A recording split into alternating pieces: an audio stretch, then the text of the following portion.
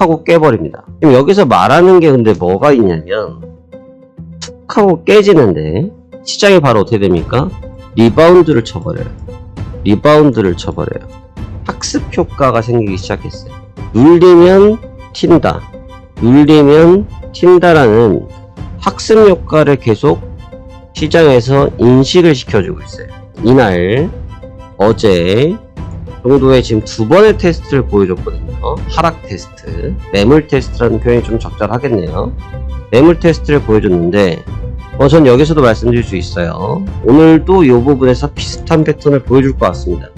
근데 관건은 비슷한 패턴을 보여주는 것까지는 문제가 안 되는데 이게 연속성이 있을 거냐 아니면 또 튕기냐, 요게 싸움일 것 같습니다.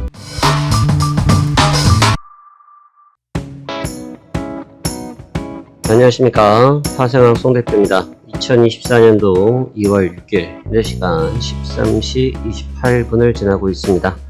자, 오늘 화요일이고요. 자, 우리 시장 한번 같이 보도록 하겠습니다. 먼저 지난 새벽에 마감했던 다우지수부터 보도록 하시죠. 자, 지난 새벽에 마감했던 다우지수는 전장 대비해서 274포인트가 하락한 38,380포인트에서 하락 마감했습니다. 일단 장중에 한 400포인트가량 정도를 조정을 좀 받았다가 개장 초반부터 열심히 좀 밀어냈고요. 장 막판 들어서 그 부분이 조금 회복이 되면서 한 300포인트가량, 한 274포인트 하락 마감하게 됐어요. 제가 이 부분을 좀 보여드리고 싶은데 제가 근래에 들어서 이 부분에 대한 측면의 설명을 자주 드리고 있는 것 같은데요. 제가 이 부분 설명 한번 같이 드리도록 하겠습니다. 다우지수의 일간 데이터 종가 기록입니다. 1월 2일부터 그 다음에 2월달은 뭐 시작한 지가 3일밖에 안 됐으니까 2월을 배제하고 놓고 보도록 하죠. 자, 그러면 이제 빨간 날짜를 체크해 보시면 하나, 둘, 셋, 넷, 다, 여, 일곱, 여덟, 아홉, 열, 열하나, 열둘, 열셋, 열넷, 열다, 15일입니다.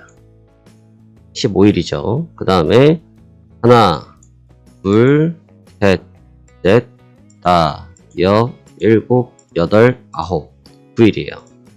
그러니까 상승이 15일, 하락이 9일인 상태거든요. 15와 9인데 지금 뭐를 조금 보셔야 되냐면 상승과 하락의 스타일을 좀 아셔야 돼요.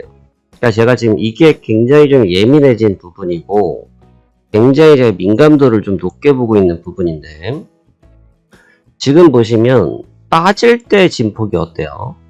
그러니까 상승 같은 경우는 최근에 있었던 2월달을 제외하고 나서 이거 메타 효과가 좀 있었던 구간인데 그 구간을 제외하고 나면 좀 꾸준히 올리는 스타일을 갖고 있고요.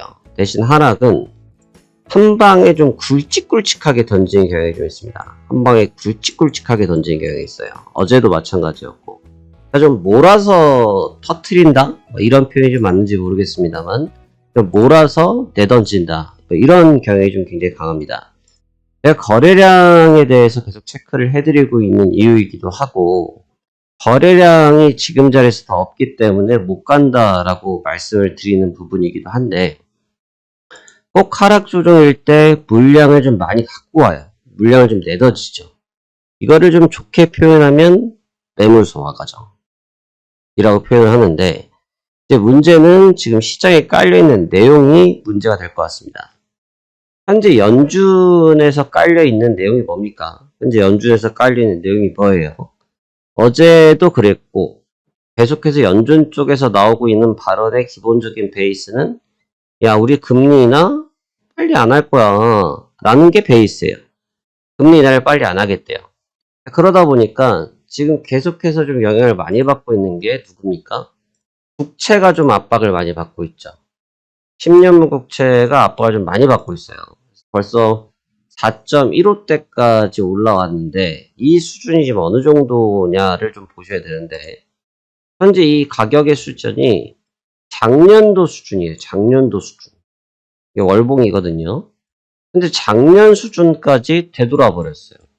최고점 부근에 있었던 구간을 지금 사정거리를 두고 있다는 거죠. 이제 국채가 계속해서 올라오고 있는 이유는 뭡니까? 연준 쪽의 발언 때문에 그렇죠. 그리고 이제 여기서 좀 특이점이 생긴 게 있는데, 이 얘기는 제가 자주 해드렸지만 한 번 더 해드릴게요. 작년 연말에 시장이 오를 때 많이 써먹었던 빌미가 뭡니까? 작년 연말에 시장을 올릴 때 많이 써먹었던 빌미이자 재료가 뭐였죠? Bad news is good. 나쁜 뉴스일수록 좋다. 왜? 그러면 연준이 빨리 금리를 인하해 줄 거니까 라는 게 기본 베이스, 골자였죠. 근데 이제 지난 1월부터 생겨난 증상은 뭐냐면, 지금 지표가 좋게 나오면 좋은 대로 받아들이고 나쁘게 나타나면 나쁘게 받아들이고 있습니다. 그러니까 어제도 그 현상이 좀 있었고요. 어제 같은 경우도 그 현상이 있었는데, 경제지표가 딱 하고 나오니까 바로 반응을 하더라 이거죠. 경제지표가 나오니까. 어제 ISM 비제조업 지수가 나왔거든요. 서비스 PMI 나왔고 지표가 잘 나왔어요. 그러니까 지표가 잘 나왔다는 얘기는 뭐예요? 경기가 좋다로 해석되겠죠. 경기가 좋아요. 경기가 좋다인데 문제는 경기가 좋다가 돼버리니까 시장에서는 화들짝 놀래면서 빼버리더라 이거죠. 화들짝 놀래면서 시장을 빼버리더라 이거죠. 그러니까 지금 이제 배드 뉴스는 배드로 그대로 해석을 하는 시장으로 변화가 됐다 이렇게 해석이 됩니다. 이제 여기서 좀 조심히 보셔야 될 건 뭐냐면 팩트에 따라가는 시장 상황이라는 거죠. 팩트에 따라가는 시장 상황. 그런데 이제 어제 이 조정 이후에 요 반등 그리고 다우지수가 하락 마감을 했음에도 불구하고 나스닥은 약보합. 뭔가 밸런스가 맞지 않죠. 뭔가 밸런스가 맞지 않아요. 그럼 이제 이러한 상황들을 어떻게 해석할 거냐. 이게 중요한 포인트가 될 것 같습니다. 죄송합니다. 아직까지는 현재 M7부터 시작돼서 기술주들의 시가총액의 형태를 분명히 시장에 영향을 받고 있어요. 그러다 보니까 시총 자체가 무겁고 시총 자체가 크기 때문에 나스닥 자체의 영향력이 좀 제한적으로 막고 있는 경향이 나타나고 있습니다만 무슨 현상이 나타나고 있냐면 차익 실현이 나타나고 있어요. 메타 같은 경우를 보시면 메타도 좀 보실 필요가 있는데 같이 보도록 할게요.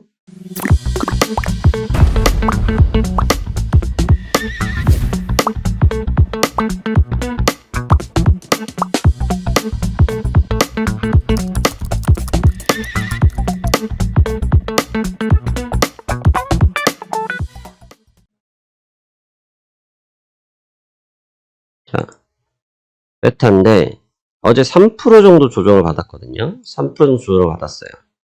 자, 이게 어떤 상황이냐면 지금 갭 상승이죠. 이게 실적 발표가 나오면서 시간의 거래에서 먼저 상승을 하고 본장 때 변동성이 플러스 마이너스 한 5, 6%, 한 6% 잡으시면 됩니다. 6% 정도의 변동성을 갖고 왔어요. 딱 그 변동성의 절반을 소화하기 시작했어요. 지금 이 하단부에 있는 이격도를 시장에 쉽게 안 가져간다는 거죠. 그러니까 매물 소화 과정이 나타나기 시작했다는 거죠. 근데 아시겠지만 지금 M7의 종목군들 중에 저렇지 않은 종목군들을 찾기가 어려워요. 기술주들이 대다수가 좋아요. 그러면 이제 그 친구들도 지금 이격 과정에 있는 상태고 매물 소화에 진입을 하고 있는 과정이거든요. 근데 이제 매물 소화에 진입을 하고 있는 과정인데 그렇다고 하면 다우지수에서 지금 나타나고 있는 이러한 현상들, 연준에서 계속 반복하고 있는 이런 상황들이 어떤 식으로 나올 수 있느냐? 제가 이 부분을 좀 조심해 보자고 말씀드리는 건데 1월달 요 가능성이 좀 있어요. 요런 가능성이 있다. 집중적인 파동이 나타날 공산이 좀 있다. 이렇게 보고 있습니다. 그렇기 때문에 갑작스럽게 쏟아지는 매물대를 좀 조심해야 될 필요가 있고 제가 지금 시장을 곰곰이 보면서 느끼는 점이 뭐가 있냐면 3일날 그림이 있고요. 어제 그림이 있는데 지금 무슨 그림이 있냐면 횡보를 합니다. 횡보를 해요. 지금 아주 공통분모는 횡보기간이 같이 길어요. 횡보기간이 길어요. 잘 보세요. 이날도 행보를 했었죠. 그제도 행보를 했었죠. 어제도 했었죠. 지금 오늘도 행보를 하고 있거든요. 그러면서 툭 하고 깨버립니다. 툭 하고 깨버려요. 지금 여기서 말하는 게 근데 뭐가 있냐면 툭 하고 깨지는데 시장이 바로 어떻게 됩니까? 리바운드를 쳐버려요. 리바운드를 쳐버려요. 학습 효과가 생기기 시작했어요. 학습 효과가. 무슨 말이냐면 눌리면 튄다.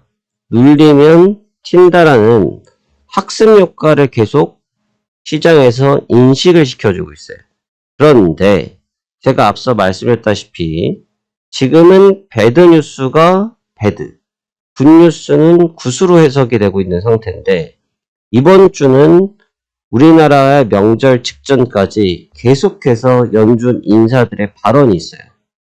연준 인사들의 발언 같은 경우가 어제 같은 경우는 굴수비 총재도 있었거든요. 근데 그분 같은 경우는 상대적으로 비둘기파 쪽에 가까워요. 근데 이번에는 이제 투표권이 없으신 분인데 그분 같은 경우도 발언을 할 때 미온적인 표현을 하셨어요. 근데 확실하게 파월 연준 의장과 그런 논의를 한 적이 없다라고 선을 긋는 분위기가 있어요. 그러니까 무슨 말이냐면 실제로 대화가 없었다는 얘기겠죠. 이게 연준에서 계속해서 그러한 시그널이 나오고 있는데 시장이 엇박자를 보인다. 다우지수와 나스닥이 또 엇박자를 보였다. 제가 일전에 말씀드렸던 적이 있죠. 다우지수와 나스닥과 S&P 500이 각자 움직일 수 있다. 각각의 기업이 평가된 주가이니까 각각 움직일 수 있다. 그걸 갖고 뭐라고 할 수는 없다. 다만 분위기라는 건 분명히 있다. 그 분위기를 무시할 수 없다. 왜? 한 나라에 속해져 있는 부분이니까 이라는 표현을 해드렸었죠. 그 부분을 잘 염두하셔야 될 것 같아요. 그래서 지금 오늘 저녁을 한번 좀 보셔야 될 것 같은데 지금 이날 어제 정도의 지금 두 번의 테스트를 보여줬거든요. 하락 테스트, 매물 테스트라는 표현이 좀 적절하겠네요. 매물 테스트를 보여줬는데 전 여기서도 말씀드릴 수 있어요. 오늘도 이 부분에서 비슷한 패턴을 보여줄 것 같습니다. 근데 관건은 비슷한 패턴을 보여주는 것까지는 문제가 안 되는데 이게 연속성이 있을 거냐 아니면 또 튕기냐 요게 싸움일 것 같습니다. 그래서 그 부분을 구분하는 것이 핵심 요소일 것 같고요. 나머지 부분들은 좀 살펴보시면서 대응하시면 될 것 같아요. 지금 주목해야 될 것은 연준의 발언을 지금 계속 무시하는 경향, 여러분이 무시가 아니라 시장에서 배제하는 경향들을 보여주고 있는데 지금 그럴 사항은 아닌 것 같다. 특히나 경제지표에 대한 해석 방식 자체가 달라지기 시작했다. 그리고 지금 엔비디아를 제외한 나머지 M7들의 실적은 나올 만큼 나왔고 그 친구들에 대한 차익 실현이 나타나고 있다. 그리고 이격도가 가이격 상태다. 그럼 거기에서 나타나는 매물 테스트는 언젠간 이루어지지 않겠냐 라는 부분 주목해서 보셔야 되고 또 하나 계속 뉴스가 묻히는 상태를 보여주고 있는데 은행 문제가 발생되기를 원하는 거 아니에요. 은행 문제가 발생되기를 원하는 게 아닌데 해결을 하기를 원하는 겁니다. 해결된 내용이 없어요. 근데 그 내용이 계속 뒤에서 잠복해 있습니다. 잠복해 있어요. 결국은 은행은 금리와 연관되고 그 은행은 연준과 연관될 수밖에 없어요. 해당 부분들을 계속 덮어져 있는 부분들인데 이 점 주목하셔야 될 것 같고 사실 지정학적 리스크는 이게 말하기가 좀 어렵습니다. 지난 주말에도 지정학적 리스크라고 표현해야 될지 모르겠습니다만 미군 사망 사건에 의해서 공습하고 보복을 하긴 했는데 아직까지 시장에서 받아들이는 측면들이 조금 미진한 건 있어요. 워낙 자주 일어나서 그런지 또 러시아나 우크라이나 사태가 있어서 그런지는 모르겠어요. 근데 모르겠지만 계속 좀 배제되는 경향이 좀 있다. 근데 그 배제되는 경향이 있긴 한데 지정학적 리스크는 항상 어느 순간에 뒤통수를 치더라고요.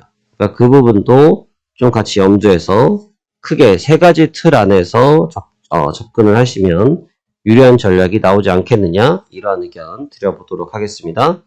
자, 여러분들의 성공 투자를 기원하면서 오늘 또 같이 화이팅 해보시기 바라겠습니다. 감사합니다. 파생왕 송 대표였습니다.